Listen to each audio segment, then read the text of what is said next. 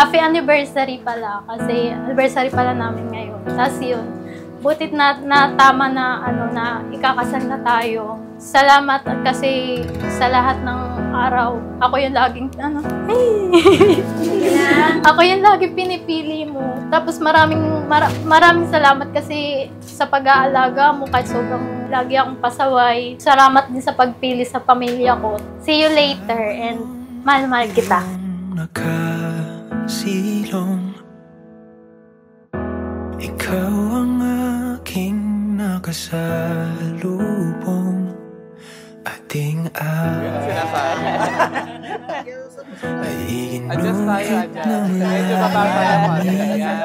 So ayun na nga, Wax, ang tanong ko sa'yo, paano naman kayo nagkakilala ni Ace? Ayun nga, nag-start kami dati sa una naming trabaho.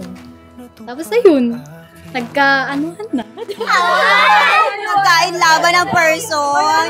Hindi mo alam, nagkaanuhan. Anong ano? Ayusin mo! Ayusin mo!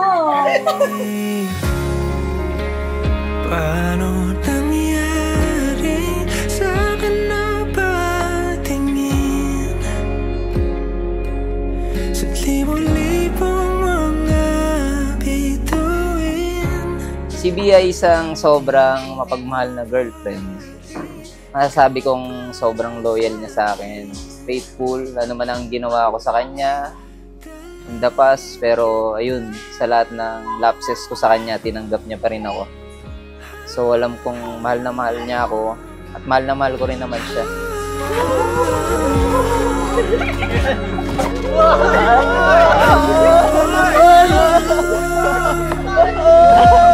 Rania sa pinaka ewan ka. Bakit mo ewan? Marie Grace sa pinakamahinhin kong bridesmaid. Yay! Cherry sa host kong best friend. Hey! Oh, alam niyo na, ha? Oh. So, kay Mary Gale sa pinakamaganda kong bridesmaid. Yay! Pinakamaganda? Talaga? Kay Auntie Te, pinakamabait kong bridesmaid. Yay! Parang hindi. Parang mas mukha akong mabait. Oo. Ikaw para sa'kin. Pagdiman ang chick boy ng Jollibee. Yun!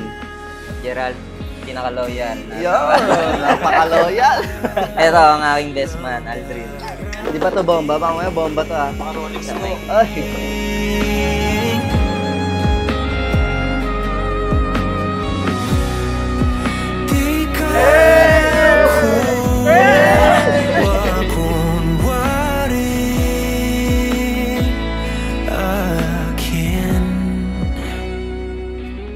Di, ito na yung pinakahihintay natin. Hindi lang natin, pati ng mga magulang natin. Ito na, konting oras na lang, kakasal na tayo, nagsasama na tayo. Pinapangako ko sa'yo at gagawin ko talaga to na mamahalin kita habang buhay. Sa ngalan ng Ama, pinapangako ko sa'yo na hindi kita iwan hanggang sa kamatayan. Nagsasama tayo habang buhay. Mahal na mahal kita, Bi.